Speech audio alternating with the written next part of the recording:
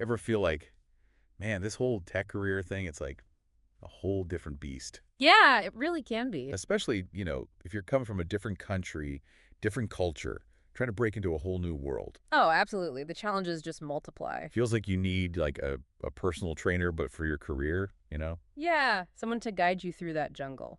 Well, that's exactly what we're diving into today. Should be interesting. We're going deep with Brian Pulliam. Oh, yeah, I've heard his name. He's a tech career coach, been there, done that for like over 20 years. Wow, 2 decades in tech. That's saying something. And what's really cool about Brian is he's not your typical like suit and tie career guru. Right, right. He was a software engineer, even climbed the ladder to engineering manager. So he's got the real world experience. Look at this. It was his side hustle, coaching, like youth volleyball. Volleyball. That's a curveball. Yeah, it's what sparked his real passion. That's fascinating how life takes you down these unexpected paths. And it kind of makes sense, right?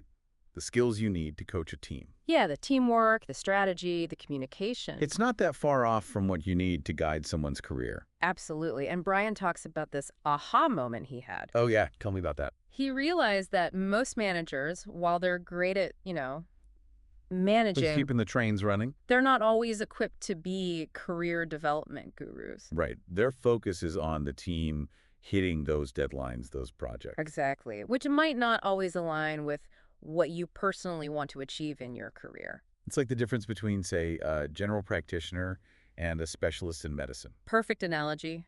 You need that expert guidance tailored for your specific goals. Exactly, like having a coach in your corner, just for your career, totally invested in your wins. And that's what Brian brings to the table. He understands the tech landscape, the hiring process, the unspoken rules. And that can be invaluable, especially for someone just starting out. Absolutely. Or someone looking for a career change or, dealing with the aftermath of a layoff. Yeah, we'll definitely get into that. That's a whole other ballgame. Oh, yeah, navigating those choppy waters. But first, let's unpack this whole idea of why a tech career coach.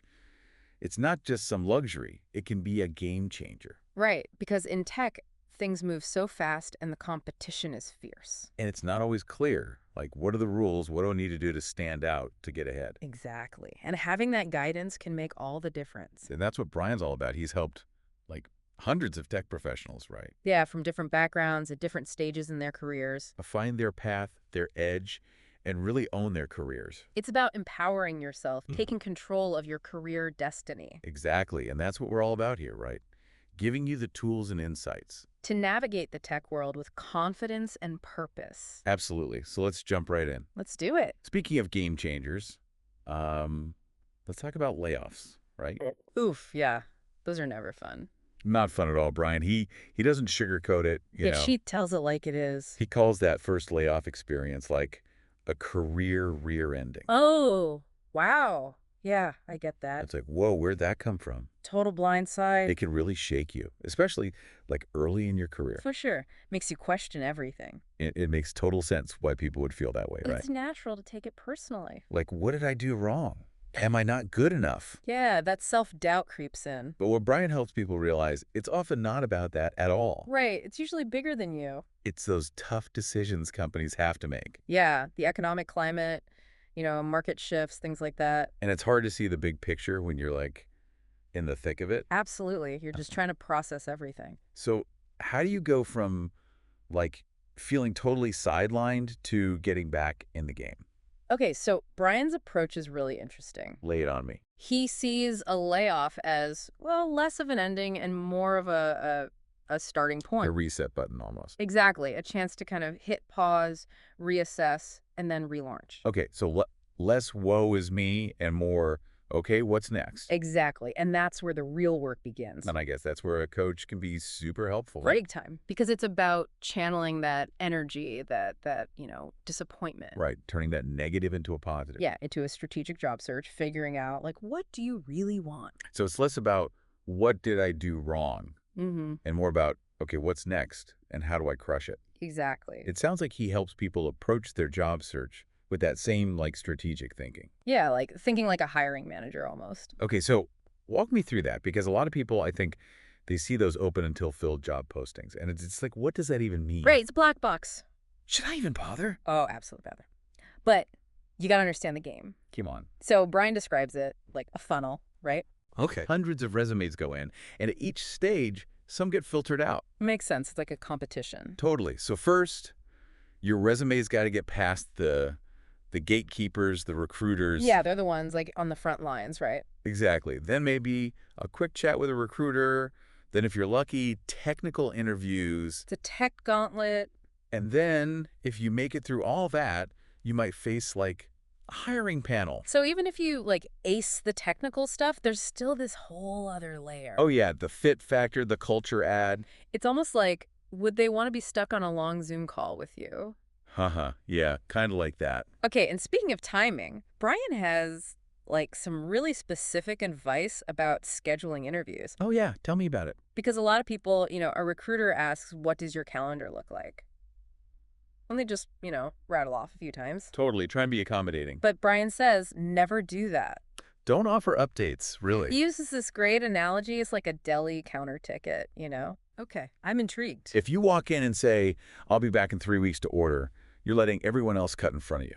Makes sense. So it's about being ready to go, like, right now. Exactly. Be Yeah. interview ready, like an athlete training for the draft. Always be prepared. I like it. Okay, so we talked about layoffs, we talked about the hiring process, but what about international candidates? Right, because that adds a whole other layer of complexity. For sure, because even something like a resume, what flies in one country, Might not in another, Brian talks about how, like, including a photo, which is standard in some places. or your date of birth, even your marital status, it can raise eyebrows with U.S. recruiters. It's about understanding those unspoken rules. And it's not just the format, Yeah. right? It's the whole way you present yourself. Yeah, like how you talk about your accomplishment, How much you emphasize individual achievements versus the team's success. which can be very culturally specific. Absolutely. What might seem like confident, self-promotion in one culture. Could come across as like arrogant or boastful in another. It's like you need a cultural translator almost. Exactly.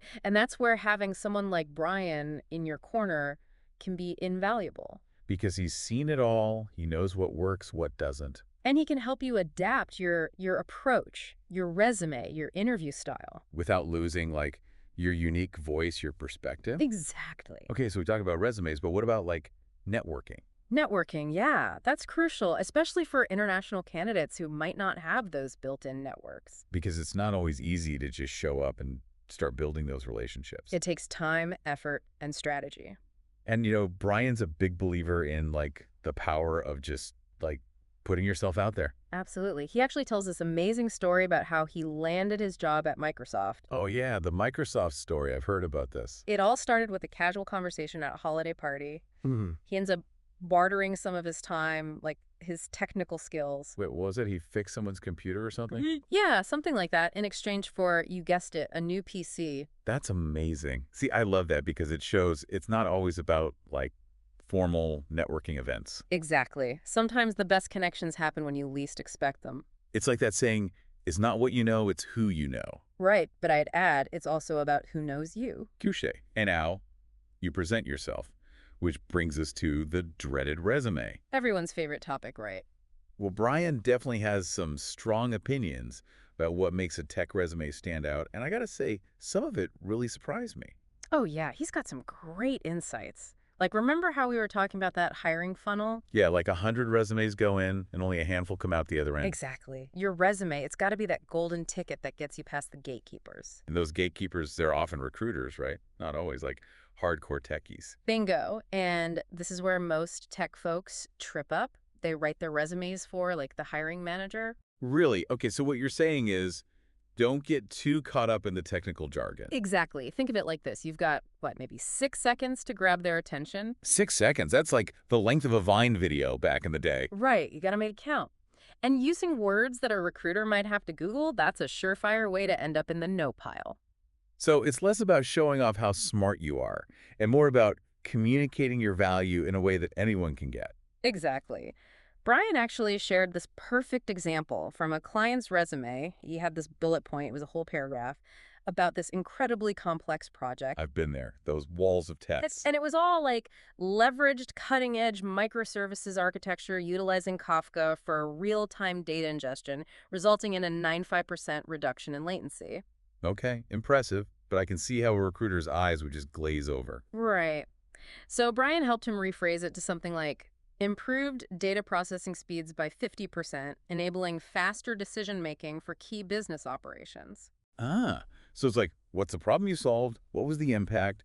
And how did your skills contribute? Nailed it. Focus on those tangible results, the so what of your experience. And keep it concise, And right? absolutely. Brian recommends aiming for a resume word count of like 400 to 500 words max. Wait, seriously, even for someone with like a ton of experience. Yep, even then. He calls it business impact density. Okay, so every word has to fight for its place on the page. Think of it like packing for a trip. You only want to bring the essentials, right? So for our listeners who are like, okay, I'm sold, but how do I actually do this? Well, Brian offers a bunch of different services from like one-on-one resume workshops to more comprehensive coaching packages. Like personalized career training. Exactly. He tailors it to what you need, your goals, your budget, the whole nine yards. So it's not one size fits all. It's about finding that perfect fit. And the best way to figure out what's right for you, he offers a free discovery call. You can just chat with him, get a feel for his style, see if it's a good match. I love that. No pressure, just a conversation. Exactly. And from there, you can decide if you want to take that next step. And hey, even if you're not quite ready for coaching, I always say just hearing these kinds of insights, it gets you thinking differently. Absolutely. It plants those seeds. Exactly. And you never know, that one little nugget of wisdom, it could be the thing that unlocks that next level in your career. So if you're feeling stuck, if you're ready to take control, head over to refactorcoaching.com, check out Brian's work, book that free discovery call. You won't regret it. Couldn't agree more. Investing in yourself, it's the best investment you can make. Couldn't have said it better myself. And on that note, we'll wrap up this deep dive, but the conversation doesn't have to end here. What's one small action you can take today to level up your tech game? Think about it, and let's keep this conversation going in the comments.